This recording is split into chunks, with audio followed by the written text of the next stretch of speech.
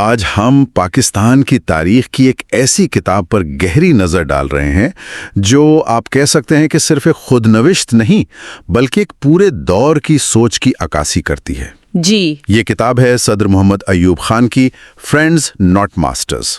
تو یہ صرف یادداشتیں نہیں ہیں، یہ ایک رہنما کا اپنے فیصلوں، اپنی پالیسیوں اور ملک کے مستقبل کے بارے میں ایک بہت مضبوط مقدمہ ہے۔ بالکل، اور اس کتاب کا عنوان ہی اس کے بنیادی پیغام کو ہمارے سامنے رکھ دیتا ہے، دوست آقا نہیں۔ ہاں، بہت طاقتور عنوان ہے۔ جی، یہ ایک جملہ اس دور کی پوری خارجہ پالیسی اور قومی خود مختاری کی جدوجہد کا آپ کہہ سکتی ہیں کہ خلاصہ ہے۔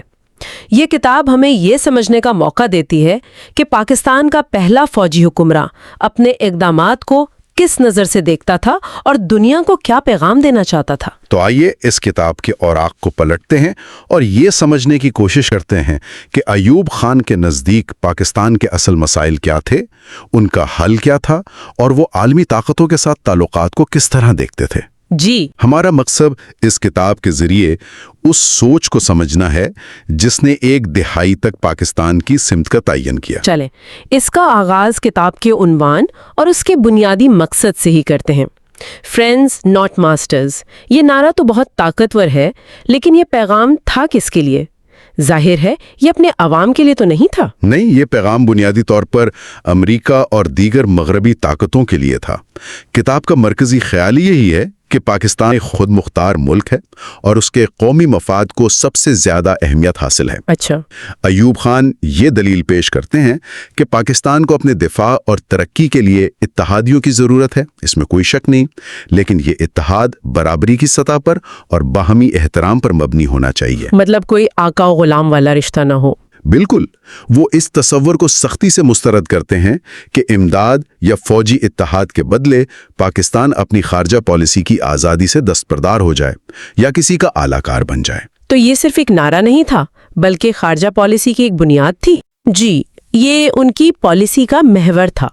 کتاب لکھنے کا ایک بڑا مقصد بھی یہی تھا کہ وہ اپنے دور حکومت کی پالیسیوں کا، خاص طور پر خارجہ پالیسی اور آئینی اصلاحات کا دفاع کر سکیں اور لوگوں کو قائل کر سکیں۔ جی، وہ دنیا کو اور خاص طور پر پاکستانی عوام کی پڑھی لکھی پرت کو یہ بتانا چاہتی تھیں کہ ان کے فیصلوں کے پیچھے ایک ٹھوس سوچ اور ایک ویژن موجود تھا۔ یہ کتاب ایک طرح سے ان کے مارشل لا اور ان کے متعارف کردہ نظام کے لیے ایک جواز پیش کرتی ہے۔ یہاں سے بات واقعی دلچسپ ہو جاتی ہے۔ ایوب خان نے جب 1958 میں اقتدار سنبھالا تو وہ اس وقت کے سیاسی نظام سے خاصے نالا نظر آتے ہیں۔ کتاب اس بارے میں کیا کہتی ہے؟ وہ تو پارلیمانی نظام جمہوریت پر شدید تنقید کرتی ہیں۔ ان کے مطابق 1958 سے پہلے کا سیاسی نظام مکمل طور پر ناکام ہو چکا تھا۔ مکمل طور پر؟ کرپشن، اقربا پروری اور ذاتی مفادات کا ایک کھیل قرار دیتی ہیں۔ کتاب میں وہ لکھتی ہیں کہ سیاست دانوں کی آپسی لڑائیوں، بار بار حکومتوں کے ٹوٹنے اور بننے نے ملک کو مفلوج کر دیا تھا اور اس کی ترقی کو روک دیا تھا۔ تو ان کی نظر میں مسئلہ جمہوریت کا نہیں بلکہ سیاستدانوں کا تھا۔ کیا وہ یہ کہہ رہے تھے کہ پاکستانی عوام جمہوریت کے لیے تیار نہیں؟ یہ بہت اہم نکتہ ہے۔ ان کا ماننا تھا کہ مغربی طرز کی پارلیمانی جمہوریت جس میں سیاسی جماعتیں اور براہ راست انتخابات ہوتے ہیں، وہ پاکستانی عوام کے مزاج اور زمینی حقائق سے مطابقت نہیں رکھتیں۔ اچھا، وہ اسے ایک ایسی عیاشی سمجھتی تھیں جو ایک غریب اور ترقی پذیر ملک برداشت نہیں کر سکتا، جسے سب سے پہلے استحکام، نظم و ضبط اور معاشی ترقی کی ضرورت ہے۔ ان کے نزدیک سیاستدانوں نے جمہوریت کو ذاتی فائدے کے لیے استعمال کیا اور قومی مفاد کو پس پش ڈال دیا۔ اچھا، تو اگر پارلیمانی جمہوریت کام نہیں کر رہی تھی تو ان کی کتاب کے مطابق متبادل کیا تھا؟ ظاہر ہے انہوں نے کوئی حل تو پیش کیا ہوگا۔ آئین اور بنیادی جمہوریتوں یعنی بیسک ڈیموکریسیز کے نظام کا تفصیل سے دفاع کرتی ہیں۔ بنیادی جمہوریتیں؟ جی، ان کا موقف تھا کہ یہ ایک ایسا نظام ہے جو اوپر سے مسلط کرنے کے بجائے نچلی سطح سے شروع ہوتا ہے۔ اس نظام میں عوام پہلے اپنے مقامی نمائندوں کو منتخب کرتے تھے جنہیں بنیادی جمہوریتوں کے اراکین کہا جاتا تھا۔ اور یہ کتنے لوگ تھے؟ پورے ملک سے ایسے 80,000 اراکین منتخب ہوتے تھے۔ اچھا، 80,000؟ اور یہی 80,000 لوگ پھر آگے صدر اور اسمبلیوں کا انتخاب کرتے تھے، ایک طرح کا الیکٹورل کالج؟ بالکل، یہی 80,000 لوگ ایک الیکٹورل کالج کے طور پر کام کرتے تھے اور صدر، قومی اسمبلی اور صوبائی اسمبلیوں کا انتخاب کرتے تھے۔ صحیح۔ ایوب خان کتاب میں دلیل دیتی ہیں کہ یہ نظام عوام کے لیے زیادہ قابل فہم اور مؤثر تھا کیونکہ وہ اپنے مقامی نمائندے کو جانتے تھے اور اس کا احتساب کر سکتے تھے۔ ان کا خیال تھا کہ اس سے قیادت کی ایک نئی زمینی سطح سے ابھرنے والی کھیپ تیار ہوگی جو روایتی جاگیردار سیاستدانوں کی جگہ لے لے گی۔ لیکن اس پر تنقید تو یہ ہوتی ہے کہ اس نے عام آدمی سے براہ راست ووٹ کا حق چھین لیا اور طاقت کو صدر کی ذات میں مرکوز کر دیا۔ کتاب اس تنقید کا کوئی جواب دیتی ہے؟ کتاب میں وہ اس تنقید کو مسترد کرتی ہیں۔ ان کا استدلال یہ تھا کہ ایک مضبوط مرکزی حکومت اور ایک طاقتور صدر ملک میں استحکام کے لیے ضروری ہیں۔ اچھا۔ ان کے نزدیک ایک ایسا صدر جو ہر وقت اسمبلی کی بلیک میلنگ کے دباؤ میں رہے وہ ملک کے لیے بڑے اور مشکل فیصلے نہیں کر سکتا۔ تو ہاں، ناقدین اسے اقتدار کو مرکوز کرنے کا ذریعہ سمجھتے تھے، لیکن ایوب خان اسے استحکام اور ترقی کے لیے ایک لازمی شرط کے طور پر پیش کرتے ہیں۔ جی، یہ تو ہوئی ملک کے اندر کی بات، لیکن کتاب کا عنوان تو بین الاقوامی تعلقات کے بارے میں ہے، تو وہ یہی مضبوط ہاتھ اور استحکام والا فلسفہ بیرونی دنیا، خاص کر امریکہ کے ساتھ کیسے لاگو کرتے تھے؟ امریکہ کے ساتھ تعلقات پر کتاب میں سب سے زیادہ تفصیل سے بات کی گئی ہے اور اس میں ایک واضح کھینچا تانی نظر آتی ہے۔ ایک طرف وہ دفاعی معاہدوں کی ضرورت پر زور دیتی ہیں۔ ایک منٹ، آپ کن دفاعی معاہدوں کی بات کر رہی ہیں؟ سیٹو اور سینٹو؟ بہت سے سننے والوں نے شاید ان کے بارے میں صرف سنا ہوگا، یہ تھے کیا؟ جی، یہ بہت اچھا سوال ہے۔ سیٹو یعنی جنوب مشرقی ایشیائی معاہداتی تنظیم اور سینٹو یعنی مرکزی معاہداتی تنظیم، یہ دونوں سرد جنگ کے دوران کمیونزم کے پھیلاؤ کو روکنے کے لیے بنائے گئے امریکی قیادت میں فوجی اتحاد تھے۔ صحیح۔ پاکستان ان دونوں کا رکن تھا۔ ایوب خان کتاب میں کہتی ہیں کہ یہ معاہدے پاکستان کی سیکیورٹی کے لیے، خاص طور پر بھارت جیسے بڑے پڑوسی کے ہوتے ہوئے، ناگزیر تھے۔ لیکن پھر امریکہ سے مایوسی کیسی؟ مایوسی اس بات پر تھی کہ امریکہ پاکستان کو صرف کمیونزم کے خلاف ایک مہری کے طور پر دیکھتا تھا، جبکہ پاکستان کے لیے سب سے بڑا اور فوری خطرہ بھارت تھا۔ تو وہ پاکستان کے اپنے خدشات کو نہیں سمجھ رہے تھے؟ بالکل۔ ایوب خان لکھتی ہیں کہ جب بھی پاکستان نے بھارت سے خطرے کی بات کی، امریکی حکام نے اسے نظر انداز کر دیا۔ وہ اس بات پر شدید مایوسی کا اظہار کرتی ہیں کہ امریکہ نے بھارت کو بھی فوجی امداد دینا شروع کر دی، جسے وہ پاکستان کی سلامتی کے لیے براہ راست خطرہ سمجھتی تھیں۔ مگر کیا یہ تھوڑا متضاد نہیں؟ ایک طرف تو وہ امریکہ پر مکمل انحصار سے گریزاں ہیں، لیکن دوسری طرف سیٹو اور سینٹو جیسے معاہدوں میں بھی شامل ہو رہی ہیں جو پاکستان کو واضح طور پر امریکی کیمپ میں ڈالتے ہیں۔ کتاب میں وہ اس تضاد کو کیسے بیان کرتی ہیں؟ وہ اس کو تضاد کے طور پر نہیں بلکہ ایک مجبوری اور حقیقت پسندی کے طور پر پیش کرتی ہیں۔ اچھا۔ ان کا موقف تھا کہ ایک نیا اور کمزور ملک اکیلا نہیں رہ سکتا، اسے اپنی بقا کے لیے دوستوں کی ضرورت ہوتی ہے، لیکن وہ اس بات پر زور دیتی ہیں کہ دوستی کا مطلب غلامی نہیں۔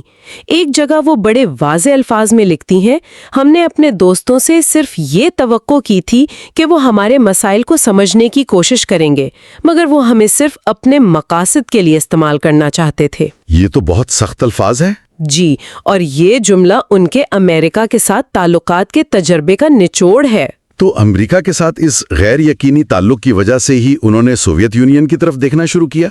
یہ تو سرد جنگ کے عروج کا زمانہ تھا، یہ ایک بہت بڑا قدم ہوگا۔ بالکل، اور یہ ان کی خارجہ پالیسی میں ایک بڑی تبدیلی تھی۔ کتاب میں وہ بتاتی ہیں کہ پاکستان صرف مغربی بلاک پر انحصار نہیں کر سکتا، اسے اپنے آپشنز کھلے رکھنے ہوں گے۔ اس پالیسی کو انہوں نے دو طرفہ پالیسی یا بائی لیٹرلزم کا نام دیا۔ کیا اس کا مطلب یہ تھا کہ ہم امریکہ اور سوویت یونین دونوں سے بیک وقت دوستی کرنا چاہتے تھے؟ یہ سرجنگ کے ماحول میں کیسے ممکن تھا؟ دیکھیں، اس کا مطلب یہ تھا کہ پاکستان کسی ایک بلاک کا حصہ بن کر نہیں رہے گا، بلکہ ہر ملک کے ساتھ اپنے تعلقات کی بنیاد دو طرفہ مفادات پر رکھے گا۔ یعنی جو ہمارے حق میں بہتر ہے وہ کریں گے؟ جی بالکل، یعنی اگر امریکہ سے تعلق پاکستان کے مفاد میں ہے تو ٹھیک، لیکن اگر سوویت یونین سے کوئی معاہدہ جیسے تیل کی تلاش کا معاہدہ ہمارے مفاد میں ہے تو ہم وہ بھی کریں گے۔ صحیح۔ 1965 کی جنگ کے بعد جب امریکہ نے پاکستان پر پابندیاں لگائیں تو اس پالیسی کی اہمیت اور بھی بڑھ گئی۔ ایوب خان نے سوویت یونین کے ساتھ تعلقات کو معمول پر لانے کی کوششیں کی، جس کا مقصد پاکستان کو خارجہ پالیسی میں زیادہ خود مختاری دینا تھا۔ اور اس تصویر میں مسلم دنیا کہاں فٹ ہوتی ہے؟ کیا یہ صرف ایک نظریاتی تعلق تھا یا اس کے پیچھے کوئی ٹھوس حکمت عملی بھی تھی؟ ان کے نزدیک یہ صرف نظریاتی نہیں بلکہ ایک بہت اہم تصویراتی قدم تھا۔ وہ مسلم ممالک کے ساتھ اتحاد اور یکجہتی پر بہت زور دیتی ہیں۔ کتاب میں وہ خاص طور پر ترکی اور ایران کے ساتھ قریبی تعلقات اور علاقائی تعاون برائے ترقی یعنی RCD کے قیام کو اپنی بڑی کامیابیوں میں شمار کرتی ہیں۔ یہ RCD کیا تھا اور اس کا مقصد کیا تھا؟ RCD یعنی regional cooperation for development Pakistan, Iran اور ترکی کے درمیان ایک معاہدہ تھا جس کا مقصد معاشی، تکنیکی اور ثقافتی شعبوں میں تعاون کو فروغ دینا تھا۔ تو یہ ایک اکنامک بلاک بنانے کی کوشش تھی؟ جی آپ کہہ سکتے ہیں، یہ ایک طرح سے یورپین اکنامک کمیونٹی کی طرز پر ایک علاقائی بلاک بنانے کی کوشش تھی۔ ایوب خان کا ویژن تھا کہ یہ مسلم ممالک مل کر ایک مضبوط بلاک تشکیل دیں جو عالمی سطح پر اپنا ایک مؤثر کردار ادا کر سکے۔ ان کے نزدیک یہ صرف جذباتی وابستگی نہیں تھی بلکہ خطے میں استحکام اور ترقی کے لیے ایک عملی قدم تھا۔ تو اگر ہم اس پوری گفتگو کو سمیٹیں تو یہ کتاب صرف ایک صدر کی یادداشتیں نہیں لگتی، یہ تو ایک پورا سیاسی نظریہ ہے جو پیش کیا جا رہا ہے۔ بالکل، اور اس نظریے کے چند بڑے ستون ہیں جو کتاب میں بار بار نظر آتے ہیں۔ پہلا اور سب سے اہم ہے استحکام کی ضرورت۔ استحکام؟ جی، ان کا سب سے بڑا استدلال یہ ہے کہ پاکستان کو سب سے بڑھ کر سیاسی اور معاشی استحکام کی ضرورت تھی، اور اسی استحکام کے لیے ان کی فوجی مداخلت اور نیا آئینی نظام ضروری تھا۔ وہ جمہوریت کو استحکام کے تابع سمجھتی تھیں، نہ کہ اس سے بالاتر۔ اور اس عدم استحکام کا ذمہ دار وہ ان سیاستدانوں کو ٹھہراتے ہیں جن کا وہ کتاب میں بار بار ذکر کرتے ہیں۔ یہ گویا ان کے مارشل لاء کا بنیادی جواز بنتا ہے۔ جی، یہ دوسرا بڑا نقطہ ہے۔ وہ 1958 سے پہلے کے سیاستدانوں کو نااہل، بدعنوان اور ذاتی مفاد پرست قرار دے کر اپنے اقدام کو ایک ناگزیر ضرورت کے طور پر پیش کرتی ہیں۔ اور پھر اسی استحکام کو بنیاد بنا کر وہ ایک آزاد خارجہ پالیسی کا مقدمہ لڑتی ہیں جس کا نعرہ ہے فرینڈز ناٹ ماسٹرز۔ وہ کہتی ہیں کہ ایک مستحکم اور مضبوط ملک ہی دنیا میں اپنے مفادات کا تحفظ کر سکتا ہے۔ اور آخری مگر شاید ان کے نزدیک سب سے اہم، اپنے دور حکومت کی کامیابیوں کا دفاع یعنی عشرہ ترقی کا بیانیہ۔ جی، یہ چوتھا کلیدی نقطہ ہے۔ وہ اپنے دور حکومت کو عشرہ ترقی کے طور پر پیش کرتی ہیں۔ وہ بڑے ڈیموں جیسے منگلا ڈیم کی تعمیر، صنعتی ترقی کی تیز رفتار شرح اور سبز انقلاب کا ذکر کرتی ہیں اور اسے اپنے مرکزی اور مضبوط طرز حکومت کا نتیجہ قرار دیتی ہیں۔ تو یہ چاروں نکات، استحکام، سیاستدانوں پر تنقید، آزاد خارجہ پالیسی اور ترقی کا بیانیہ، مل کر ان کی میراث کو قائم کرنے کی ایک کوشش ہے۔ بالکل۔ تو اس سب کا کیا مطلب ہے؟ یہ کتاب ایک حکمراں کی اپنی کہانی ہے، اپنے فیصلوں کا جواز اور مستقبل کا ایک نقشہ۔ اس میں جو چیز سب سے زیادہ قابل غور ہے وہ یہ کہ یہ کتاب ایک ہی وقت میں ایک تاریخی دستاویز بھی ہے اور ایک سیاسی منشور بھی۔ اچھا۔ اس سے ہمیں اس سوچ کو سمجھنے کا موقع ملتا ہے جس نے ایک دہائی تک پاکستان کی پالیسیوں کی تشکیل کی۔ یہ کتاب ہمیں بتاتی ہے کہ اس وقت کا حکمران طبقہ ملک کے مسائل کو کس نظر سے دیکھتا تھا اور ان کا حل کیا تجویز کرتا تھا۔ اور یہ بحثیں تو آج بھی جاری ہیں۔ جی بالکل، استحکام بمقابلہ جمہوریت، مضبوط مرکز بمقابلہ صوبائی خود مختاری اور قومی مفاد پر مبنی خارجہ پالیسی جیسی بحثیں جو ایوب خان نے اٹھائیں وہ آج بھی پاکستان میں کسی نہ کسی شکل میں زندہ ہیں۔ یہ کتاب مصنف کے نقطہ نظر سے ایک بہت مضبوط مقدمہ پیش کرتی ہے، لیکن یہ ایک سوال چھوڑ جاتی ہے۔ اگر اسی دور کی تاریخ کسی حکمران کے بجائے عام لوگوں یا ان کے سیاسی مخالفین نے لکھی ہوتی تو وہ کیسی ہوتی؟ اس سرکاری بیانیے میں کون سی کہانیاں اور کون سے نقطہ نظر شامل نہیں ہیں؟